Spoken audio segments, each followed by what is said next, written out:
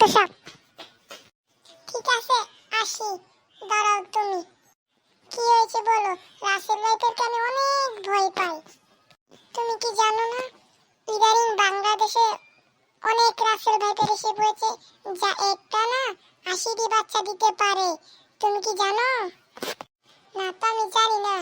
বাংলাদেশের ডেঞ্জারাস একটা সাপ, যা ডিম দেয় না, বাচ্চা দেয়। আমি অনেক ভয় পাই তাকে। ঠিক আছে চলো আমরা ছোঁয়াছুঁয়ি খেলি, দেখবো কাকে কারা ধরতে পারে। প্রথম তুমি কাক। ঠিক আছে আমি কাক। আমি একটু দূরে গিয়ে 1 থেকে 10 পর্যন্ত গুনি। 1 2 3 4 5 6 7 8 9 10। এসে পড়ি। ধরে ফেলেছি তোমাকে। তুমি এখন শেষ। চলো চলো সবাই, বাড়ি যেতে হবে। ফাহাদ তুমিও চলো, রিয়া তুমিও চলো, বাড়ি যাও। এখন রাসেল ভাইপারের ভয়ে সবাই আতঙ্ক। রিয়া চলো বাড়ি চলে যাই। ঠিক আছে ফাহাদ চলো, আমিও চলে যাবো। রাসেল ভাইপারকে আমি অনেক ভয় পাই। চলো লেটস গো।